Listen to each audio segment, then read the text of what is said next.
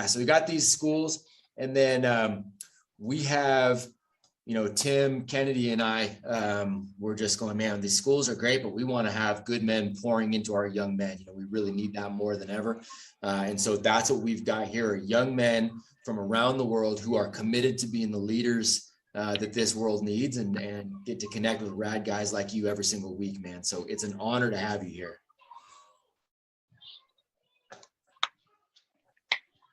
I think we're. Hey, I'm sorry. I'm not sure what's happening. I'm going to try to find a new spot. No worries, man. I'm at the U.S. Nationals in Las Vegas for wrestling. I'm coaching some guys here, so that's awesome. I'm sorry for not being in the best setting, but I'm trying to move over. No worries, man. No, that's awesome. Dude, I was talking to Faber yesterday. Is he out? Is that where he's at? Yeah. He just competed yesterday in the veterans division, so that's I think he made the finals. Pretty cool. That's awesome, man. That's very cool. Yeah, he's out there, and I know Clay's out there, and Danny Castillo's out there. So that's cool, man. Got a bunch of my buddies out there. Yeah, that's awesome. Good stuff.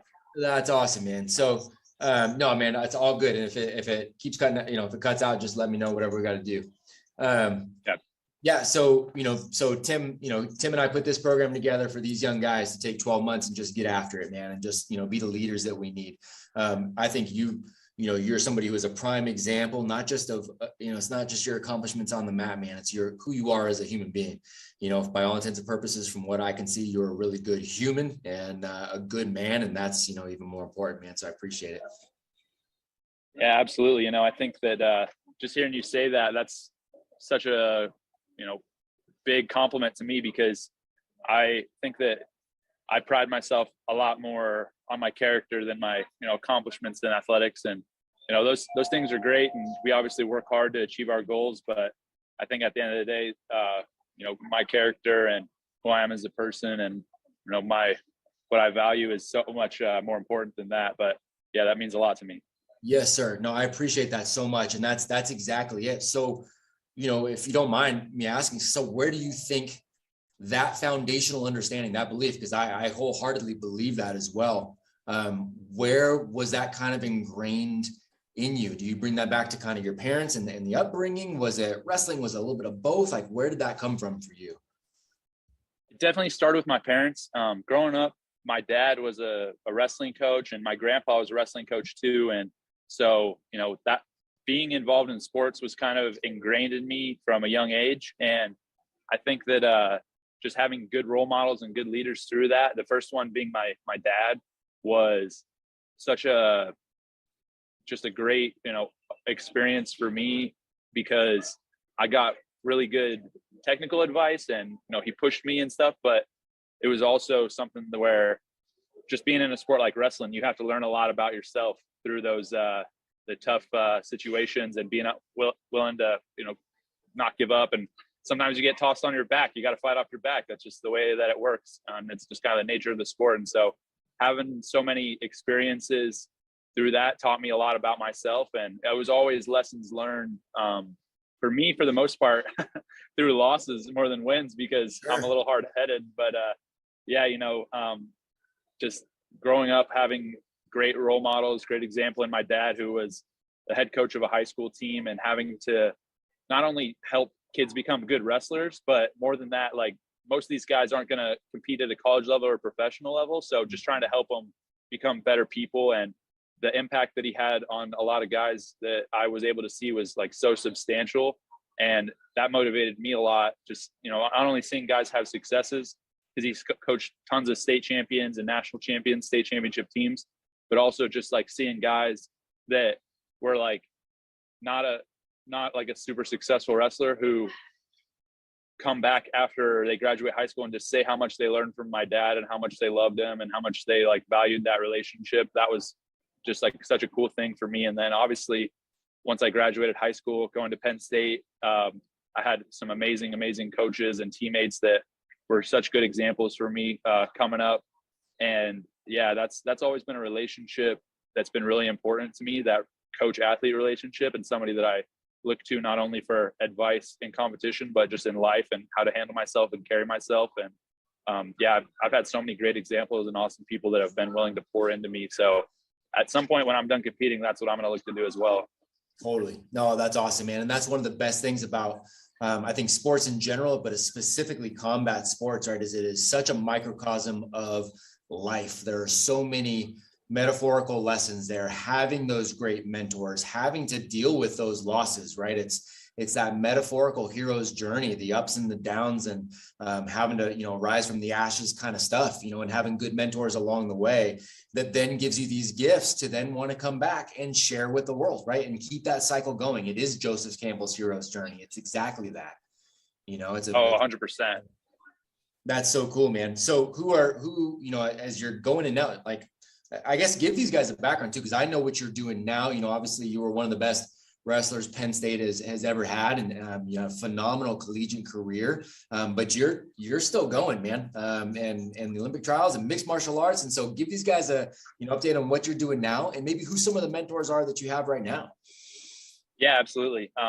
So right now, currently I'm full-time MMA. So I'm just training every day. I'll be in the morning, working my striking, my jiu-jitsu and stuff. And then normally I go and work out in the afternoons with Penn State still. So fortunately I was able to start a gym in State College and stay local to where I was in school and be able to continue my MMA journey there rather than having to move to Florida or California or wherever. So I've been very fortunate and blessed to be able to stay where I'm at and continue training. And so, yeah, basically right now I'm just looking to develop an MMA, and I have my pro debut will be June 3rd. So I had 2 amateur fights late last year, and then I'll be making my first pro fight here in about 5 weeks. And yeah, I'm super excited about it.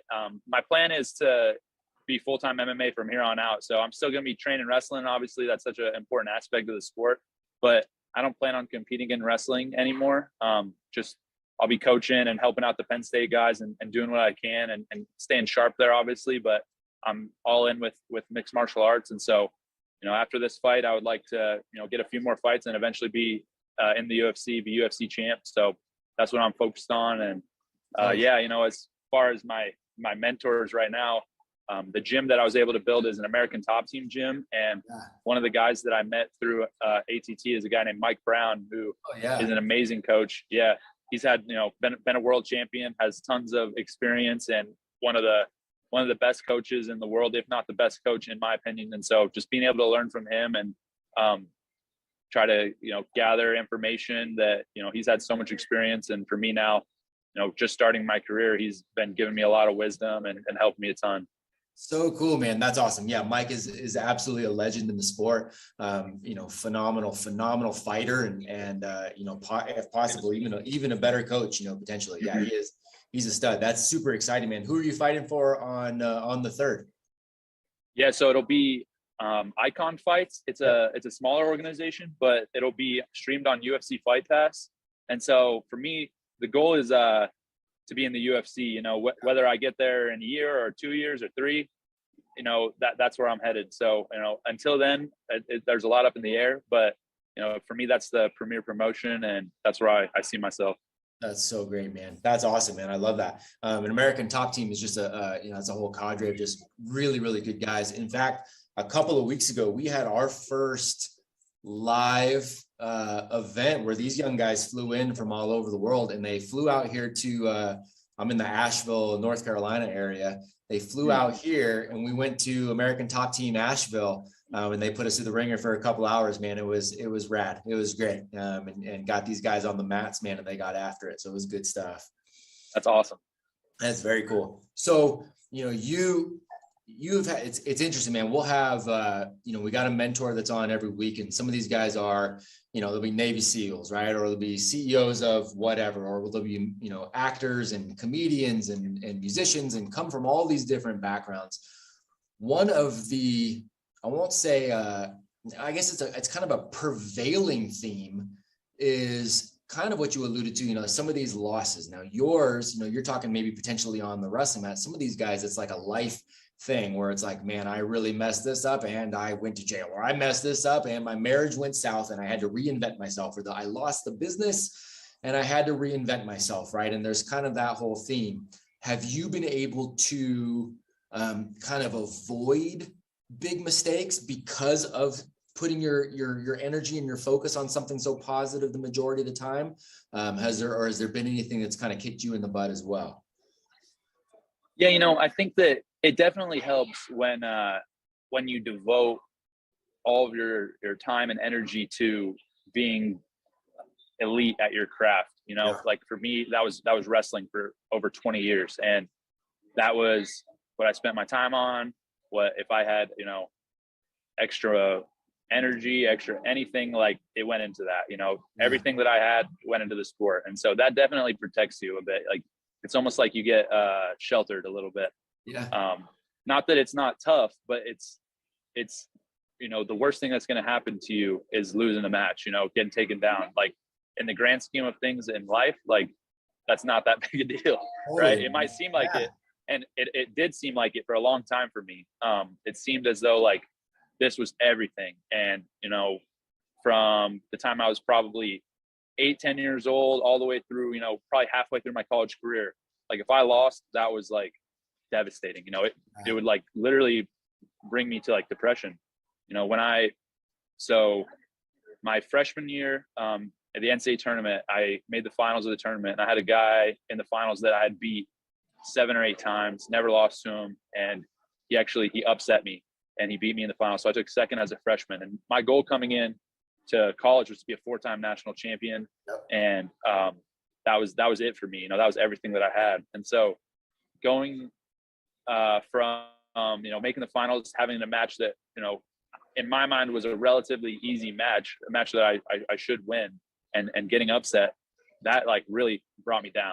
Like that was like months of like just not wanting to do anything, and just like having nightmares, like waking up in the middle of the night, like dreaming like that I was like I had lost again, or sometimes even worse, I would like dream that I won the match and wake up and have to be like, oh no, you didn't win that match. Like brutal, devastating. Like it was really tough.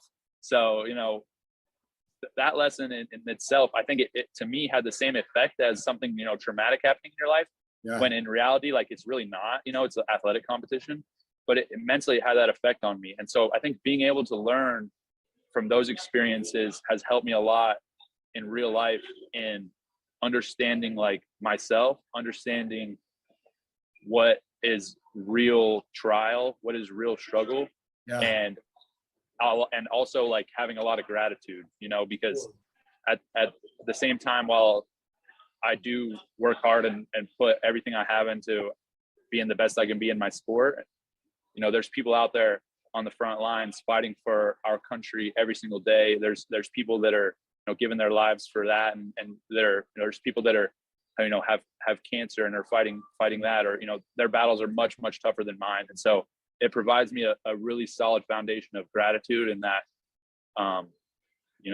I get to pursue a sport for my career, and I have a healthy body. And I think that's where everything starts for me nowadays, where I really have a foundation of gratitude and being able to do what I do. And it doesn't mean that I'm less motivated or anything like that. It just actually motivates me more, because I have this solid foundation of appreciation for everything that God's gifted me in life. Totally, man. And that's such a perspective thing. And it's a wisdom that only comes through some sort of trial and tribulation, right? I mean, that's part of that. You had to have, arguably had to have that to gain the gratitude perspective that you've got now, right? Because it allowed you to go ahead and put that in perspective and go, okay, that's really not a big deal, even though it hit me so hard. I guess in the grand scheme of things, it's not. If you had just won that, I mean, you may never have learned that lesson, and I think that's a phenomenal thing. How did you, like the mental side of that, how did you pull yourself out of that funk? It was tough, and it took me a while, because at that time I was 20 years old. I hadn't really had a lot of like trials in my life. I hadn't really had a lot of tough situations to face. Like the toughest situation was losing a wrestling match. So, to be in that situation, I didn't really know what to do. And so, not knowing what to do, I just decided to throw myself back into what I was pursuing. And I said, okay, I can't be a 4-time national champion, but guess what? I got 3 years left. So I'm going to quit crying about it and I'm going to go back to work. And, you know, all I got is what's in front of me. In the past, what's in the past is in the past. I have no control over that.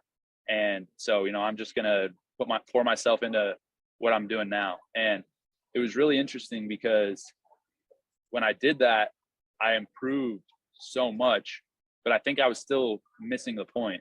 And it was kind of funny because, so I went that whole next year. So what I ended up deciding to do is I was at 174 pounds as a freshman. And I was like, all right, what's like a big challenge for me? So I decided the biggest challenge that I could give myself is to bump up to 184 pounds. So up 10 pounds in weight. And that weight class was the most stacked weight class in the country. So there was a 2-time defending national champ at the weight, who was the number 1 pound for pound guy in the country. He hadn't lost in 70 matches. He had a 70 match win streak. And then there was like 7 or 8 other guys that were just really solid.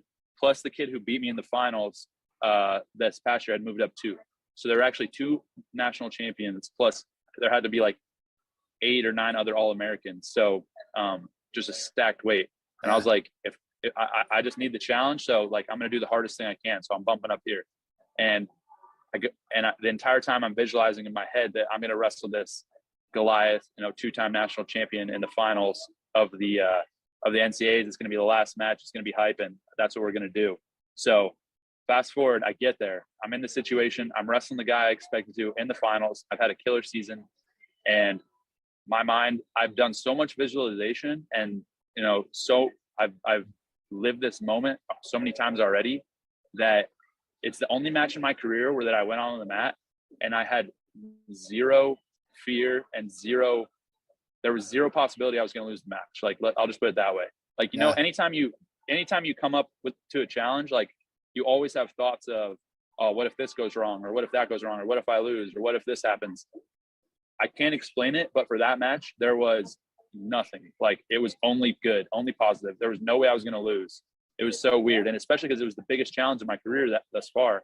He was the best guy I had ever wrestled. And so, you know, I win the match, and it was a close match, but it was just like, there was no way I was going to lose. So I ended up taking him out. I ended up winning the nationals, and it was like elation. It felt like I had righted all these wrongs, and, you know, like, everything in my life was now good. And like, I had done this thing that I had set myself out to do, and it just like felt amazing. And, you know, that night I got to spend it with my friends and family, teammates and coaches. And it was just like the best feeling for me. And, you know, then we travel back the next day, and it wears off a little bit. And then like 5 days later, it like wore off, like, for the most part. And then by the time a week had gone by, I was like, what's next? Like, on to the next thing. Like, you know, that felt great, but it doesn't really give me that, like, that good feeling anymore. It kind of wore off. And that was when I really figured out a lot about myself and a lot about life in general, because being able to juxtapose those and compare those situations, one being the lowest of low, not being able to achieve my goal, and just having not hit the mark that I was aiming for. And then the other side, working so hard and achieving this incredible thing that really nobody besides myself and maybe a couple of my close friends and coaches thought I could do. Being able to compare those back to back in back-to-back seasons, I was like, you know what, man, like, they're not that different from each other. You know, like, there's one situation where I lost, and guess what? That feeling wore off. It took a little longer. You know, sometimes the losses stick with us for a little longer, but guess what? The win felt good, and it wore off too. And that just taught me a lot about, like, who I am and, like, what my identity is. You know, my identity, it's not in wins and losses anymore. And up until that point in my life, it 100% was all about winning and losing. And now I know, like, for me, my identity lies in my faith in God, and my foundation of gratitude and appreciation for everything that God's given me in life. And, you know, that was just like, I had to learn from the lowest low and the highest high. That's just kind of, I guess, the type of person I am, where I'm a little extreme in that if I'm going for something, I'm 100% all in. And so I think God put that lesson and in my life, because I had to feel the lowest low and the highest high to know that, like, he's always there, and he's sustaining, and he's here for me in both those situations. And both of them are just me learning about myself and him in my life more than, trying to achieve a goal or trying to win or lose. So good, you guys. That's profound. That is. I don't think most people. I think a lot of people deal. They'll have their lows and they'll have their highs, but they don't have the self-awareness to understand about themselves that, like you said, both of those things wear off, and you have no choice but to go, okay, what's next? And so then the perspective that you bring to that, whether you're going to do it from a victim mentality or just a gratitude mentality, right, is what's going to matter. Like, you've got to have that moving forward, and to acknowledge that God's there, putting that, in front of you is a big deal, man. That's so rad. I want to ask you one more. I've got one more question in particular. Gentlemen, I want you to go ahead and put your hands up real quick if you have some questions for Mr. Nickal too. But so on the faith component of that, I love that you're able to, that you put that out there and that you lead with that, and that you're, has that always been a part of the journey for you? Is that a familial thing too, or is that something you walked into? So my journey with my faith, it definitely started with my family. I've gone to church and done that since I was a young kid, and just having a good example in my parents of people that just brought me to there was a great start.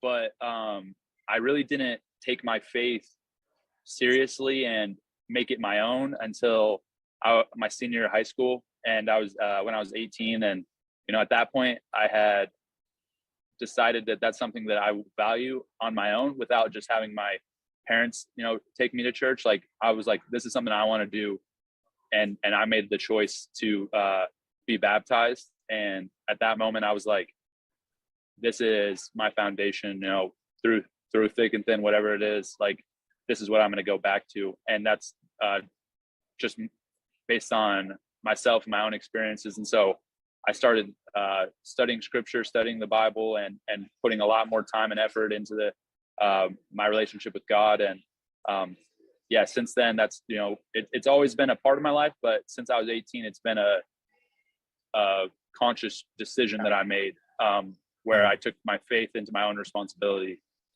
Super cool, man. That's awesome. I love that.